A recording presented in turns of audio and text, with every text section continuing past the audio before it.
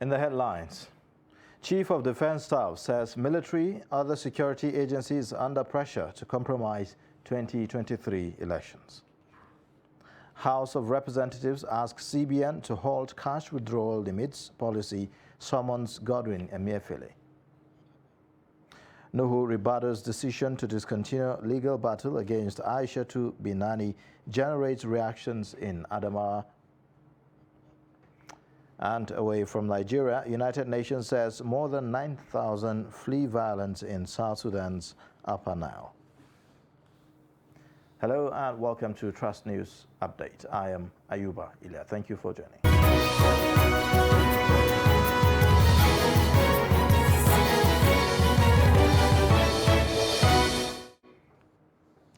And now the details. The Chief of Defense Staff, General Lucky Irabor, has given assurances that the military constantly come under pressure to compromise during elections through various financial inducements, but has called on Nigerians to anchor their trust in the military as they strive to maintain neutrality in accordance with the President's directive.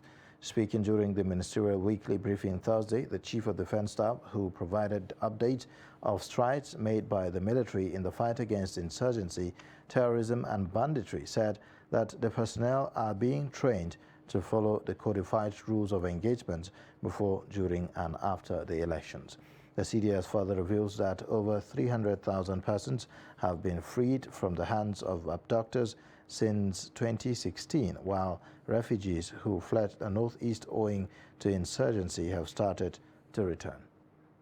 Over 362 bandits have been neutralized, recovered over 156 AK-47 rifles, and a great number of cache of ammunition.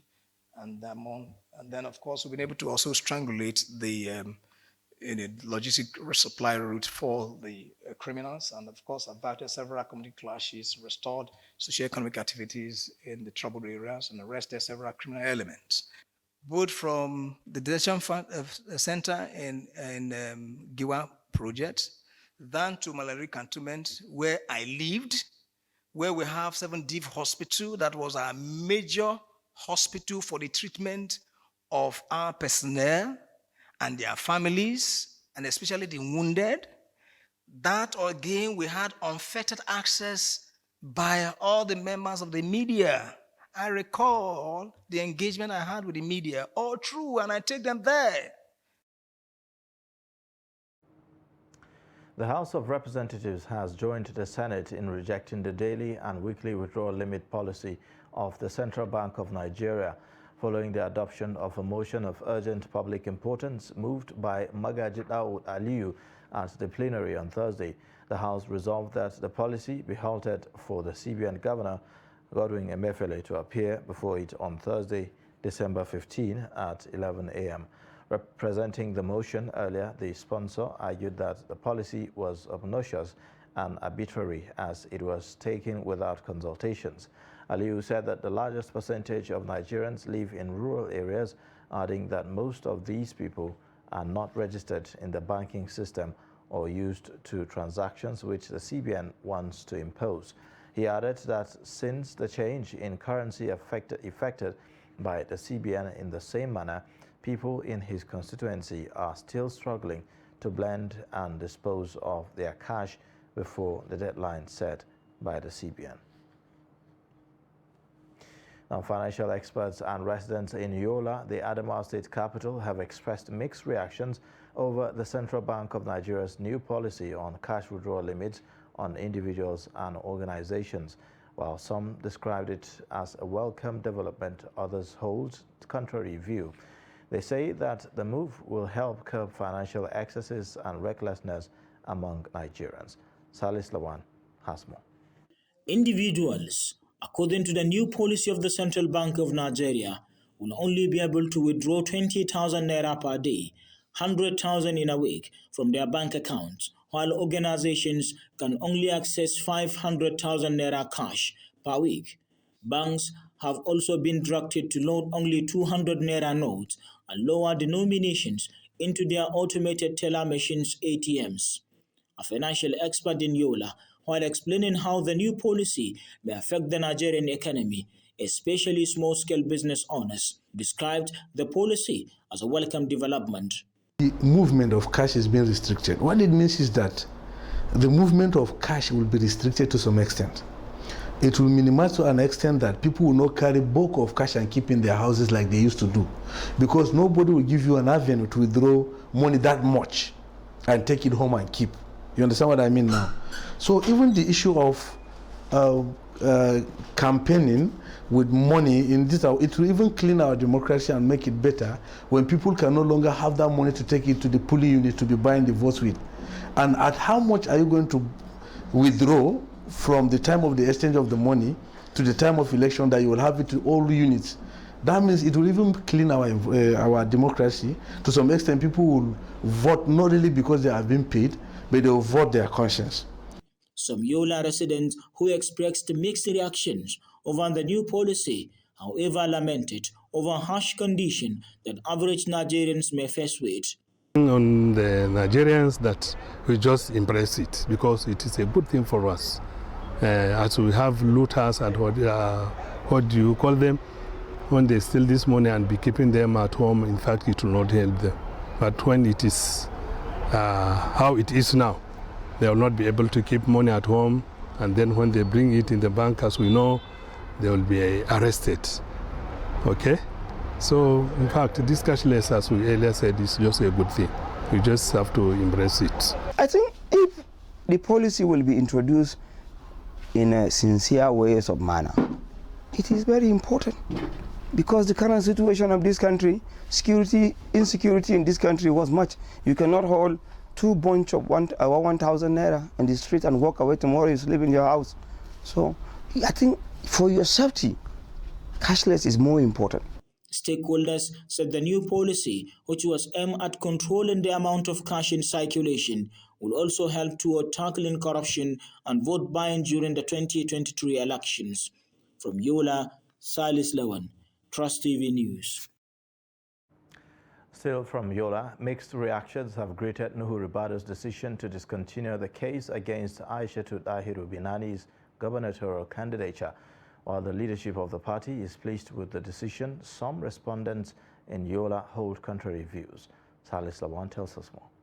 It will be recalled that Senator Aishatou Binani won the All Progressive Congress primaries election with 430 votes to defeat her closest rival, Nuhu Ribadu, a victory he challenged few days after the primaries. He later suffered loss from both the Federal High Court and the recent one at the Court of Appeal Yola, where he challenged Binani's victory. Nuhu Ribadu has, however, resolved to discontinue with court processes against Senator Aishatou Dahiru Binani's gubernatorial ambition, a move the state APC leadership welcomed. That court case has dragged our party backward. A lot of resources were spent, a lot of time was spent, and it has brought a sort of division among the APC family in Adamawa State. So his withdrawal now has put an end to all those rancors. APC in Adamawa now is one, and we have a sole candidate, as I've said, Her Excellency Senator Aishatou Dahiru Ahmed Binani. But with that decision of Mala Nuhu to continue with the case, honestly, there's joy all over in the APC family in Adamawa State, and we're very grateful to him for doing that. Meanwhile, some respondents in Yola who are not comfortable with the decision said there is still much to be done. To me, it is a good thing that the former EFCC boss did, in that he wants to build their party. Had it been that he so distinguished Senator Binani to challenge her, in fact, their party would have suffered, even though I'm not with them. As you see my tag, I'm for PDP, but what he did now, it will change them very well. Adamawa State leadership of the party said the former EFCC's boss decision will ensure cohesion and unity among its team and supporters and ensure that the party remains one big family. From Yola, Salis Lawan, Trust TV News. Thugs numbering over 100 were said to have invaded the Port Harcourt GRA residence of Senator Le Meba in the early hours of Thursday and destroyed his belongings in the compound. An eyewitness who pleaded anonymity said that the thugs smashed windscreens of vehicles parked in the compound. The eyewitness said that the elder brother of the senator, who also resides in the building, was injured by the thugs. Senator Meba, a strong supporter of PDP presidential candidate Atiku Abubakar, fell out of favor with Governor Nyesom Wike following the face-off between the governor and the leadership of the PDP. Rivers State government had a couple of months ago revoked a certificate of occupancy of the senator's house. The immediate past governor of Osun State, Adeboyega Oyetola, has denied allegation by the state government that he looted the government house before leaving.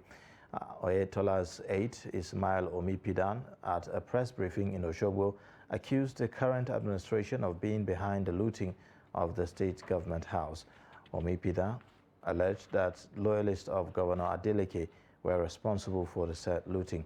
According to him, the allegation that his principal was responsible for the looting is rather ridiculous and sarcastic, as it is intended to soil the reputation of the former governor. Omipidan said that he was disappointed at the false alarm raised by Adeleke's men, who ordinarily should have been guided by the record of the inventory taken before the formal handover of the items in the governor's lodge and presidential quarters in Government House to the current administration. By the 27th of November, which was the day of the inauguration, the new governor and his team held a party within the same premises. How can you, after taking over the place on November 26th, you held a party there the next day, you are now turning around after 72 hours to raise alarm that some items were carted away, and when you were talking about those items, you say spoon, you say methylated spirit, you say gas. That is very, very ridiculous. If any item was carted away from that place after we had handed over on November 26th, then we should all look in the direction of the governor and his team. When I mean the governor here, I mean the new governor and his team.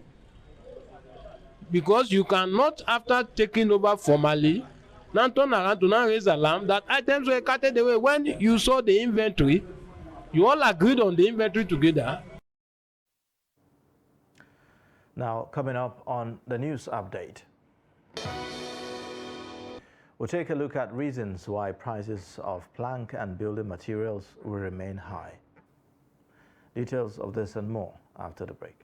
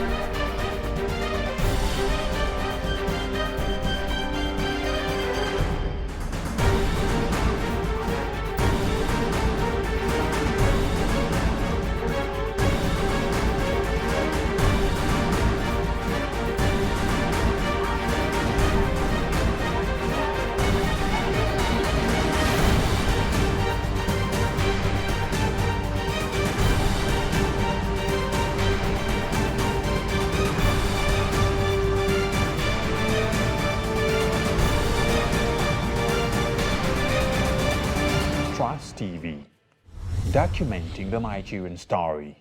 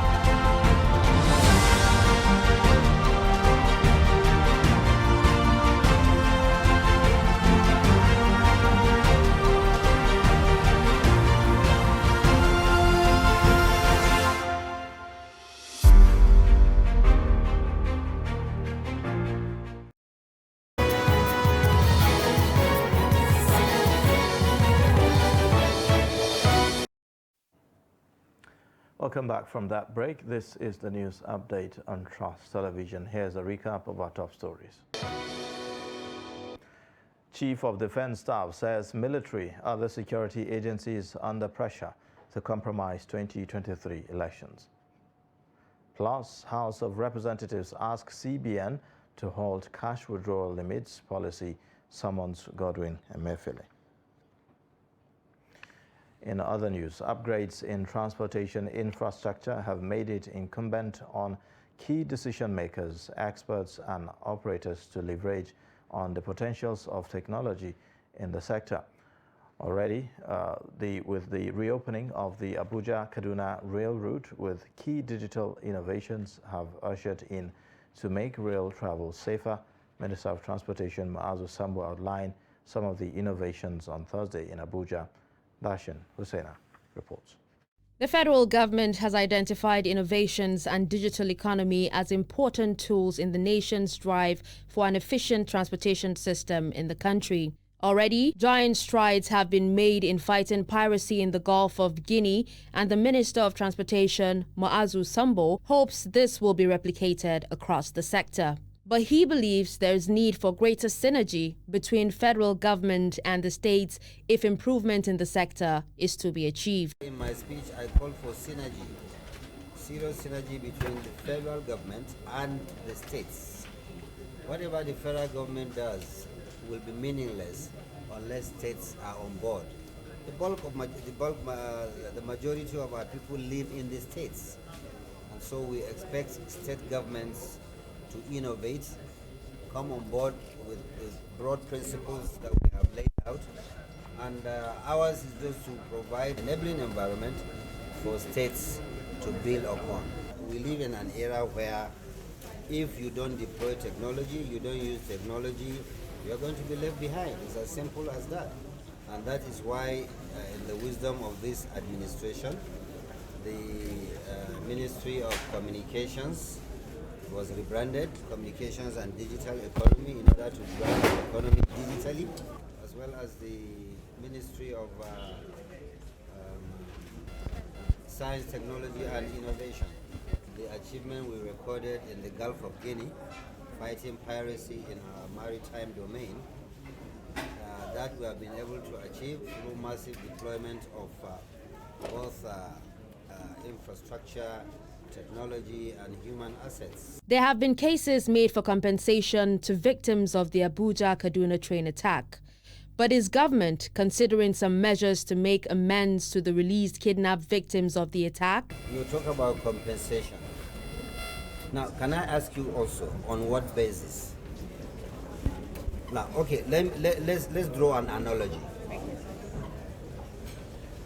I bought a bus from Abuja to Port Harcourt, commercial bus, and then we end up, God forbid, being kidnapped and subsequently released.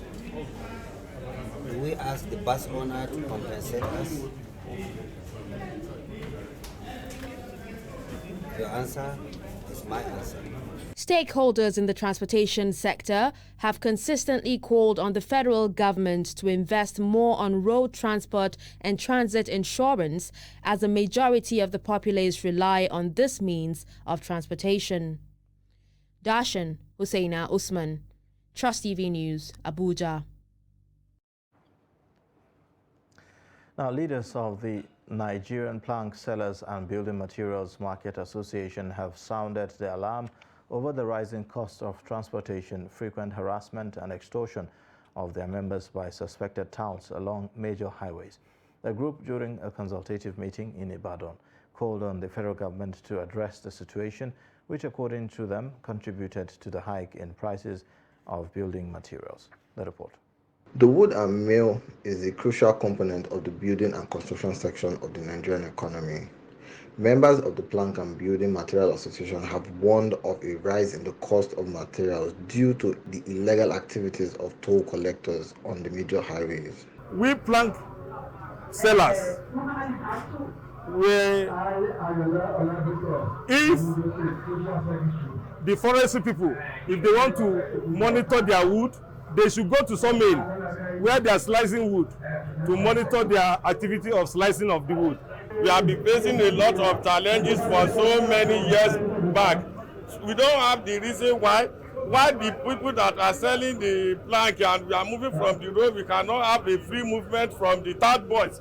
I can call them the third boys because I'm not seeing the reason why somebody will be moving from a federal road. Somebody will be carrying cutlass, be carrying gun, will be carrying bottle, and stopping somebody on the road, asking you have to pay 50,000, you have to pay 40,000. Asking them for what reason? They will start beating all our people down. This thing is supposed to be stopped. We have been having a lot of problems on the road when we are coming to bring our goods to our destination. So many places we have been paying money. Even the tout are stopping us. That's why the federal government enforcement agency on the road. Problem on the road. First, those people, they call them consultants from government. They extort money from us.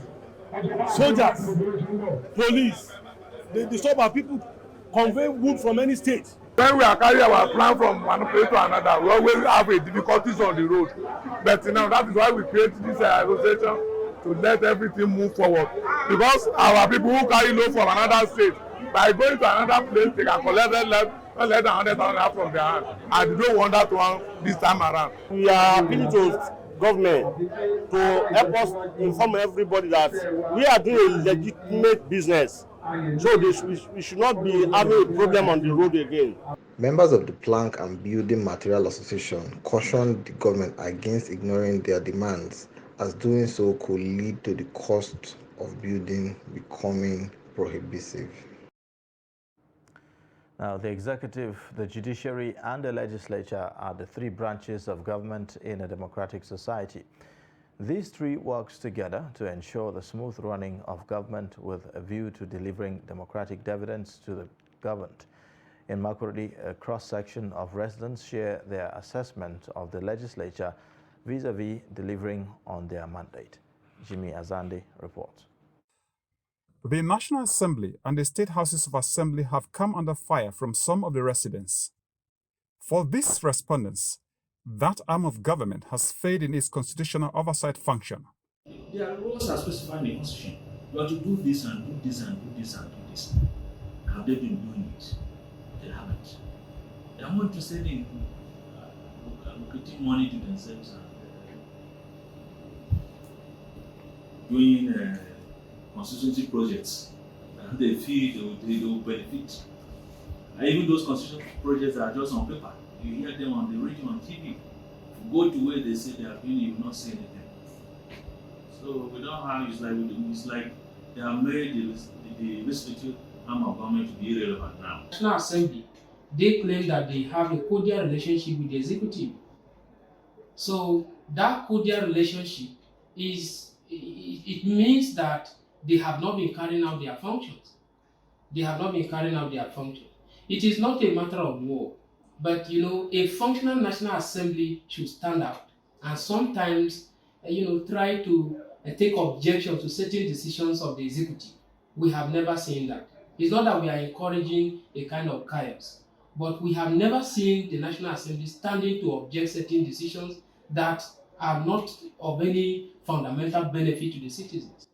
Others have scored the legislature, especially at the National Assembly, high on policy formulation, though they argue that their best is not enough. These are issues of good governance, and politics is what it is. But basically, from my own assessment, if you look at the kind of laws and the kind of regulations that they put forward, I think they've had quite a number of successes in those laws, formulation of policies for guidance in Nigeria, for governance in Nigeria.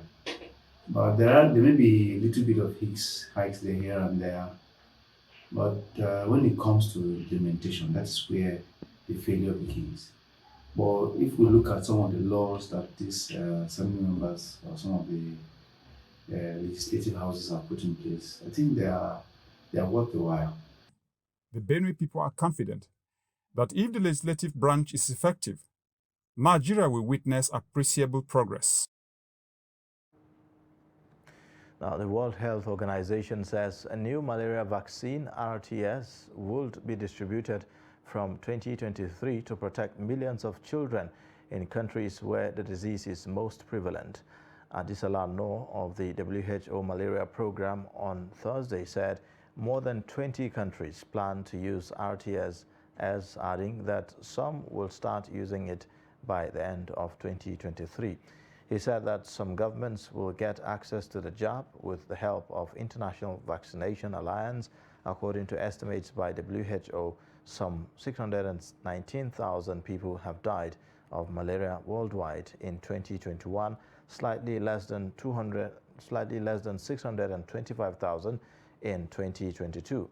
According to WHO, in its published annual malaria report, cases of the disease have reached 247 million, but the rate of increase has slowed, adding that about 95% of the illnesses and deaths were registered in Africa. Away from Nigeria, the United Nations says more than 9,000 people have fled the most recent violence in South Sudan's Upper Nile state, adding that some were forced to hide in swamps and bushes during the attacks. The bloodshed in the region has killed an unknown number of people, while rape, murder, and kidnapping of civilians have been reported as the conflict intensifies. At least 20,000 people have fled the violence since it first erupted in August, including 3,000 over the border into the neighboring Sudan. The fighting has spread to bordering states of Jonglei and Unity, with grave fears for civilians trapped in the town of Kodok.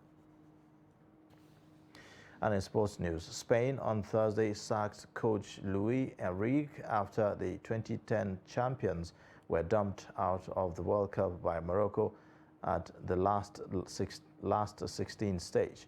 President Luis Rubiales and the sporting director Jose Francisco Molina have told the coach their decision, the Spanish FA said in a statement.